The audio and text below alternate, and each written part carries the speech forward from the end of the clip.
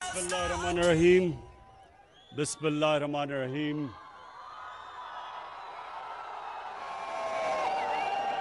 इय्याका नअबुदु व इय्याका नस्तईन। सबसे पहले मेरे भिंबर के शहरियों, अजीम कश्मीरियों,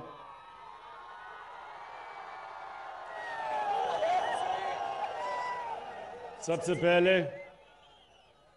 यहाँ चुप करके बैठना। मैं आप सबको ताकीद करूंगा कि ये मास्क, आप इतने करीब करीब खड़े हैं, आपको अंदाजा नहीं कि अभी भी कोरोना पाकिस्तान में खत्म नहीं हुई। तो मुझे आप सबकी फिक्र है।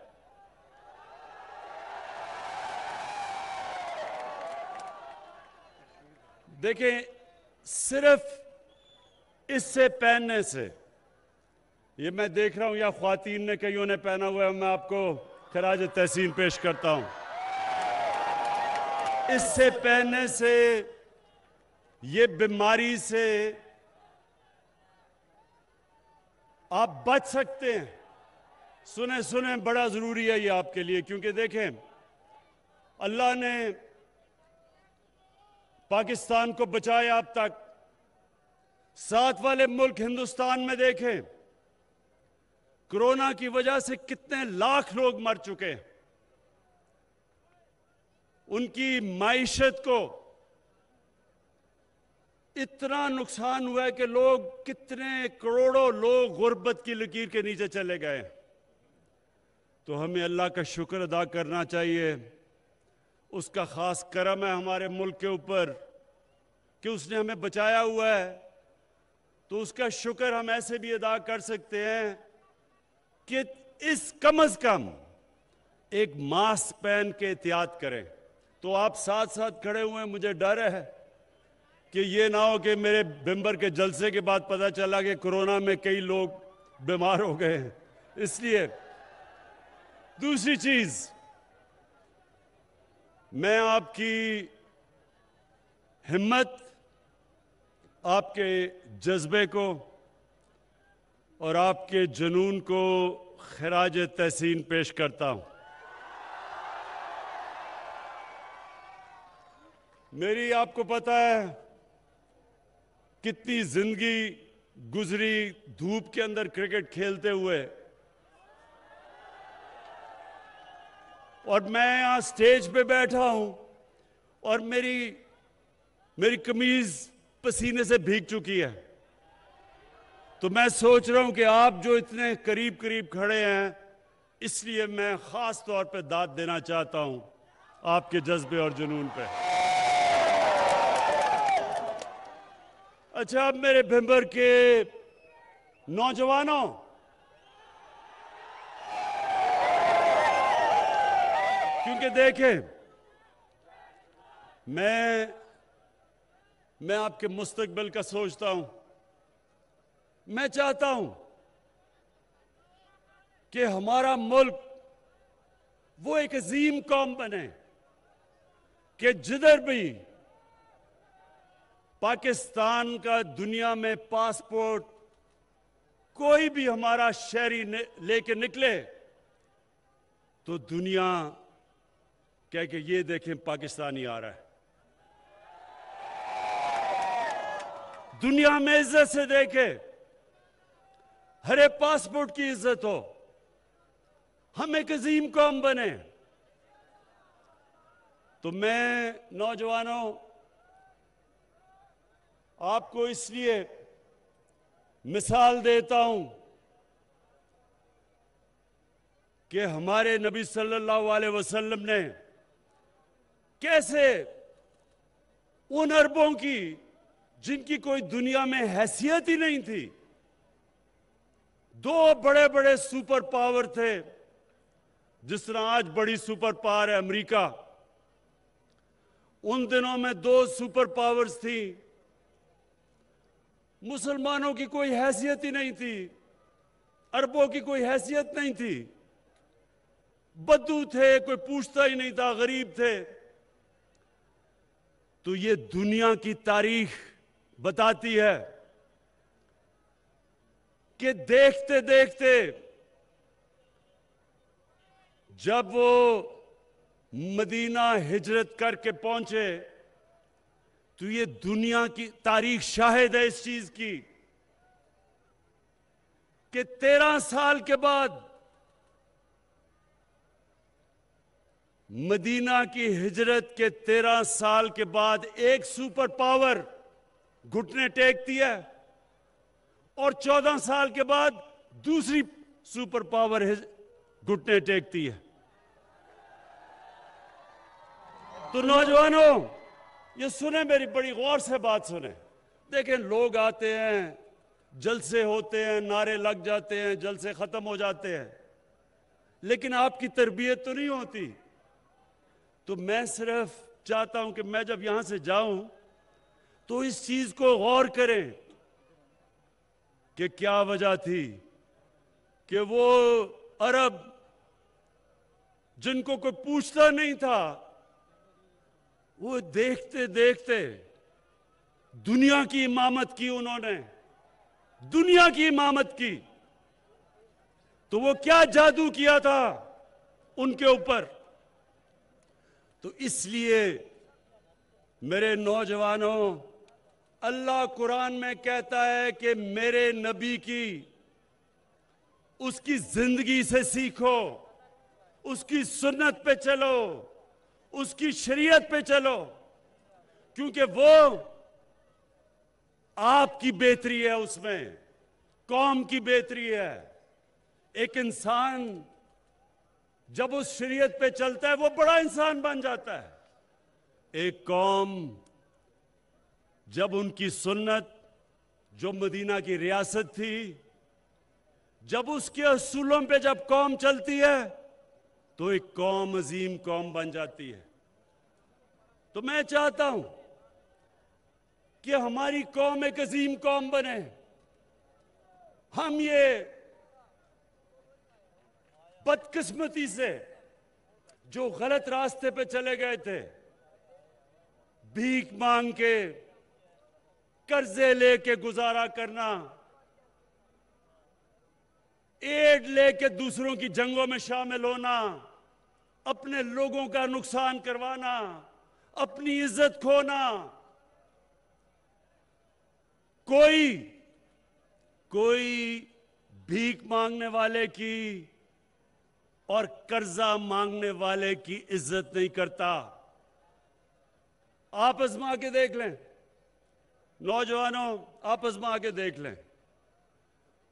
लोगों से तो दूर की बात है, अपने माँ बाप से जरा पहले दिन पैसे मांगे, दूसरे दिन कर्जे मांगे, तो तीसरे दिन देखना माँ बाप आपकी तरफ किस नजर से देखते हैं। भाइयों से आजमा के देख लें। देखें, ये इंसान की फितरत है। अल्लाह से जब आप मांगते हैं वो खुश होता है, वो आपको नवाजता है। इंसानों के सामने जो हाथ फैलाता है कोई उसकी इज्जत नहीं करता, ना उस मुल्क की इज्जत करता है जो अपने पैर पे नहीं खड़ा होता।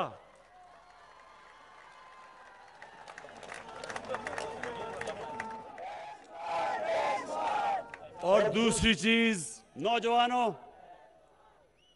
हमारे नबी सल्लल्लाहु अलैहि वसल्लम को क्या खिताब दिया गया था? सादिक और अमीन, सच्चा और इंसाफ करने वाला। उनके दुश्मन भी ये मानते थे कि ये सादिक और अमीन है। दुनिया इज्जत करती है जो सच्चा आदमी होता है और जो इंसाफ करता है। हमारे जो एक लीडर को मैं मानता हूं, पाकिस्तान के एक लीडर को, और जब तक पाकिस्तान है और इंशाल्लाह हमेशा रहेगा, सब उस लीडर को मानेंगे। उसका नाम था कायदे आजम मोहम्मद अली जिन्ना। और कायदे आजम के जो मुखालिफ भी थे, कांग्रेस के जो उसके मुखालिफ थे, किताबें पढ़ के देख लें, आज भी वो भी कायदे आजम को सच्चा और इंसाफ करने वाला इंसाफ मानते थे, इज्जत करते थे, उनकी मुखालिफ थे, इज्जत करते थे। तो मेरे पाकिस्तानियों, मेरे कश्मीर के नौजवानों, हमने एक अजीम कौम बनना है। हमने अपने आप को भी बदलना है, हमने अपने मुल्क को भी बदलना है। हमने अपने आप को कैसे बदलना है? हमने भी सच बोलना है, हमने ईमानदार होना है। हमारा और आपको मैं आज ये भी आजमा लें, आप अपने इलाके में देख लें किसकी इज्जत है, गांव में देख लें, भिंबर में देख लें। गांव, शहर उस इंसान की इज्जत करता है जो सारा गांव समझता है जी ये बड़ा सच्चा आदमी और इंसाफ करने वाला है। लोग इंसाफ करवाने के लिए उसके पास जाते हैं। ये इंसानी फितरत है, ये अल्लाह की तरफ से उसने हमारे अंदर डाला हुआ है। तो जब मेरे नौजवानों, ये जब 25 तारीख को वोट आप डालने जाएंगे, जब आप वोट डालने जाएंगे तो आपने सबसे एक सवाल पूछना है, जो बाकी भी वोट डालने जा रहे हैं, कि क्या जिस जमात के लिए वो वोट डाल रहे हैं, क्या उनका लीडर सच्चा और ईमानदार है या नहीं?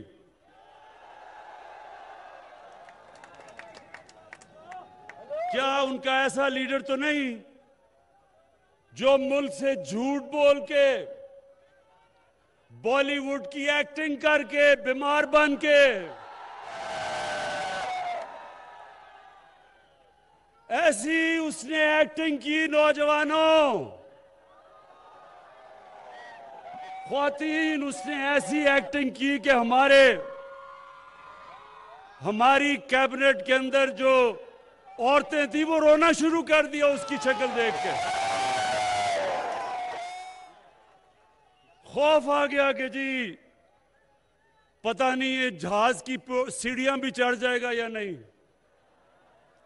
जैसे ही लंदन की हवा लगी, एक इधर से एक नवाज शरीफ गया था, उधर जाके दूसरा नवाज शरीफ नजर आ गया। बीमारी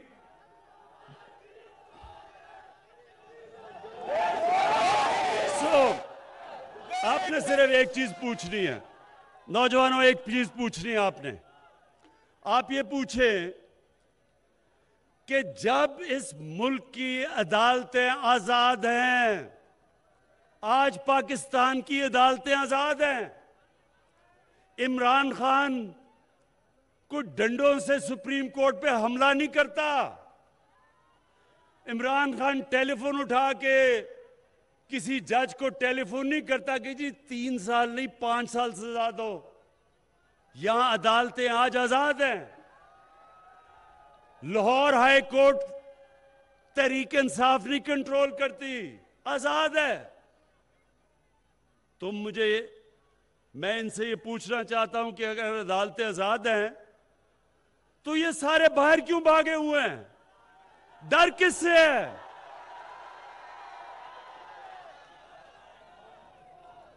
इनका मुंशी भी बाहर, इसाक डार, वो तो पहले ही भाग गया था, अभी हमारी हुकूमत ही नहीं आई तो बाहर भाग गया था। उसके बेटे भी बाहर, नवाज शरीफ के बेटे भी बाहर भाग गए, उसका शहबाज शरीफ का दामाद भी बाहर और बेटा भी बाहर भाग गया। भाई किससे डर रहे हो? अदालतें आजाद हैं। यहां तो तहरीक इंसाफ के मिनिस्टर्स को भी नहीं छोड़ा जाता, हमारे 2 मिनिस्टर्स को जेल में डाल दिया। तो अगर हम अदालतें या नैब कंट्रोल करते तो हम अपने वजीरों को तो ना जेल में डालते। इस मुल्क में अदालतें और इंसाफ का निजाम आज आजाद है। तो इसलिए सवाल पूछें नौजवानों, जब पोलिंग स्टेशन पे जाएं और जब आप देखें ना दूसरों को, तो उनसे पूछें कि क्या जिसकी पार्टी को आप वोट दे रहे हैं, क्या उनके लीडर सादिक और अमीन हैं या नहीं हैं? क्या वो सच्चे और ईमानदार हैं या नहीं? और अगर लीडर ईमानदार नहीं है तो नीचे बेशक कैंडिडेट ईमानदार भी हो, वो कुछ नहीं कर सकता। लेकिन अगर आपका लीडर ईमानदार है और कैंडिडेट 2 नंबर भी है, वो डरेगा कुछ करते हुए। उसे पता है कि वो ऊपर वाला पकड़ लेगा। अगर वो खुद पैसे नहीं बना रहा तो वो और किसी को भी नहीं पैसे बनाने देगा। और ये सबसे बड़ा मसला है नौजवानों। ये मसला सिर्फ पाकिस्तान का नहीं, दुनिया में। आप सब आजकल आपके पास मोबाइल फोन है, मोबाइल फोन पे गूगल करें, दुनिया के गरीब तरीन मुल्कों को गूगल करें, वो कौन कौन है, आपके सामने वो मुल्कों के नाम आ जाएंगे। मैं आज आपको लिख के देता हूं कि एक एक मुल्क जो गरीब है उसके ऊपर भी नवाज शरीफ और आसिफ जरदारी बैठे हुए हैं। यानी वहां भी उनके लीडर उनका मुल्क का पैसा चुरा के मुल्क से बाहर लेके जा रहे हैं। हर मुल्क, अफ्रीका में देख लें। मैं आपको चैलेंज करता हूं कि एक आपको मुल्क नहीं मिलेगा जिनके लीडर ईमानदार हो, जिधर कानून की हुक्मरानी हो, जिधर रूल ऑफ लॉ हो, जिधर इंसाफ हो और जिधर गुर्बत हो। एक मुल्क आपको नहीं मिलेगा। जिधर आपको गुर्बत मिलेगी वहां आपको ताकत की हुक्मरानी मिलेगी, कानून की नहीं, ताकत की। वहां आपको करप्ट लीडर मिलेंगे, करप्ट प्राइम मिनिस्टर मिलेगा, करप्ट वजीर मिलेंगे, करप्ट मेंबर ऑफ पार्लियामेंट मिलेंगे। और इसलिए गुर्बत होती है। इसलिए हजरत अली का कौल था कि कुफर का निजाम चल जाएगा लेकिन जुल्म का निजाम नहीं चल सकता। और इसलिए दुनिया के सबसे अजीम लीडर ने कहा था, हमारे नबी सल्लल्लाहु अलैहि वसल्लम ने कहा था कि मेरी बेटी भी, अगर मेरी बेटी भी जुर्म करेगी तो उसको सजा होगी, कोई कानून से ऊपर नहीं है। और फिर उन्होंने कहा कितनी कौमें तबाह हुई जहां कमजोर के लिए एक कानून और ताकतवर के लिए दूसरा कानून। कमजोर जेलों में जाए और ताकतवर एनआरओ ले ले और बाहर जाके बैठ जाए और अपने पोते का पोलो मैच देखे। पूछे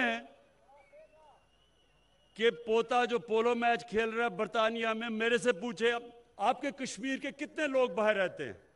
मैं कितने आपके कश्मीरी, आपके रिश्तेदार लंदनों में मिला हूं, लंदन में, मैनचेस्टर में। कभी उनसे पूछे कि किस तरह का वहां इंसान पोलो खेल सकता है, तो वो आपको बताएंगे कि ये बादशाहों की खेल है, ये आम आदमी नहीं खेल सकता। वहां घोड़ा रखना, पोलो खेलना बड़ा पैसा चाहिए। तो ये बताएं कि पोता जी को पास पैसा इधर से किधर से आया? ये आपका पैसा है, ये यहां से बाहर गया है। इसलिए कौम, नौजवानों, एक कौम तब खड़ी होती है जो हक और सच पे जिसकी अखलाकियात होती है, जो अच्छे और बुरे में तमीज करती है। मौलाना रूमी से किसी ने पूछा कि मौलाना साहब एक कौम कैसे मरती है?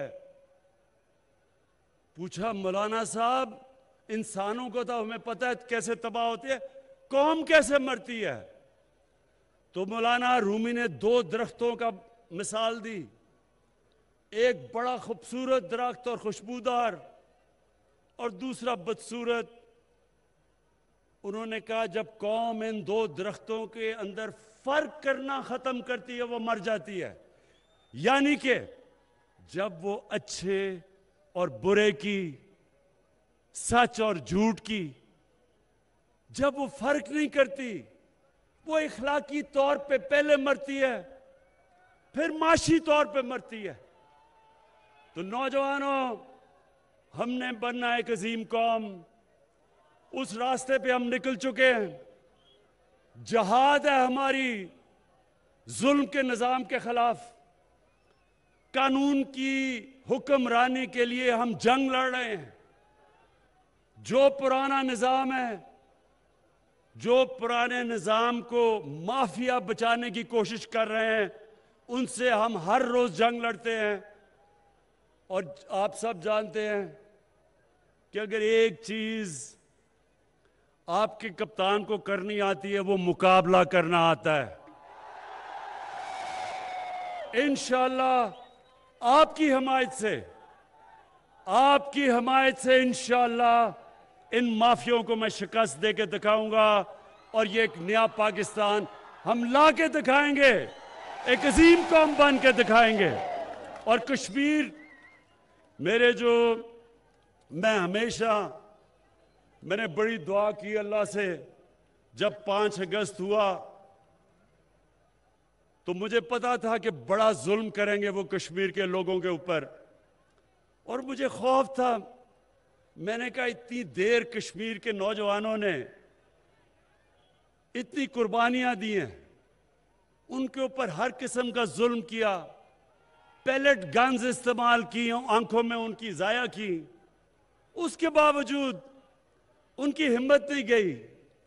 तो मुझे खौफ था कि 5 अगस्त को जो ये नरेंद्र मोदी ने किया है, मुझे डर था कि बेचारे हिम्मत ना हार जाएं। लेकिन आज मैं बड़े फख्र से कहता हूं, बल्कि कश्मीर के लोगों को नहीं, सारे पाकिस्तान के लोगों को नहीं, सारी मुसलमान की दुनिया, उनको देख के हम फख्र करते हैं कि जिस दिलेरी से और जिस जज्बे से उन्होंने नरेंद्र मोदी के जुल्म का मुकाबला किया है। हम इनके लिए दुआ करते हैं। और मुझे कभी, मेरे ज़हन में ये कभी शक भी नहीं हुआ कि इंशाअल्लाह आने वाले दिनों में हम मकबूजा कश्मीर को आज़ाद देखेंगे। पाकिस्तान जिंदाबाद।